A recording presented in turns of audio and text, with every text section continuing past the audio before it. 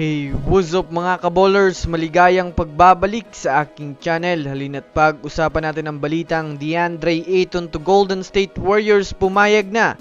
At ang balitang Lakers may problema pa din kay D'Angelo Russell. Alamin, tara na't pag-usapan natin yan dito sa Basketball Hotshots.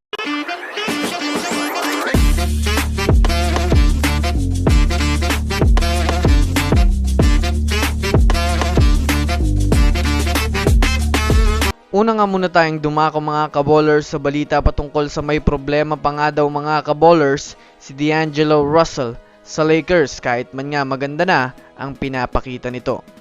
Well, sa pagkatalo nga po ng Lakers kanina mga kaballers ng Los Angeles Lakers kontra sa kupunan ng Houston Rockets ay may mga experts pa rin nga mga kaballers ang may mga napansin sa kanilang player na si D'Angelo Russell na may problema pa rin nga daw sa kanya kahit man nga po maganda ang pinapakita nitong performance sa opensa. Ayon nga po mga kaballers sa mga comments ng mga experts patungkol kay D'Angelo Russell ay may problema pa nga daw ito sa Lakers pagdating sa depensa. Yes mga kaballers, kahit man nga po maganda ang nilalaro nito sa opensa ay yun naman nga po ang kahinaan niya pagdating sa depensa.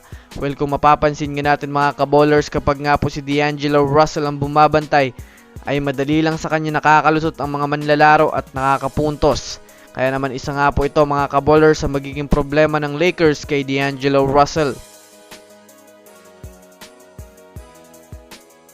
Samantala, dumako naman tayo mga kaballers sa balita patungkol sa kupunan ng Golden State Warriors. Well, alam naman nga po natin sa ngayon na kailangan na nga talaga ng Warriors gumawa ng trade move sa lalong madaling panahon.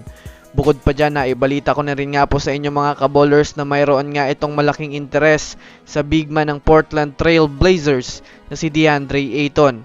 Kaya naman ayon nga po sa pinakabagong impormasyon na lumabas ngayon ayon sa NBA Insider ay pumayag na nga daw ang Blazers makipag-trade talk sa Warriors patungkol kay DeAndre Ayton. Well, kung susumadayan nga natin mga kaballers, mayroon na rin naman nga po itong malaking chance na matuloy ang pagpunta ni DeAndre Ayton sa Warriors. Lalo pat alam naman nga natin mga kaballers na kailangan na nga talaga ng Warriors ngayon ng isang offensive big man na magdadala sa kanila ng malakas na impact. Kaya naman abang-abang lang tayo mga kaballers. So that's it for today's video mga kaballers. Yun lang ang ating pag-uusapan sa ngayon. Pindutin na ang subscribe and hit nyo na rin ang notification bell para sa mga susunod na updates sa mundo ng basketball. Again, this is Basketball Hotshots. Thanks for watching.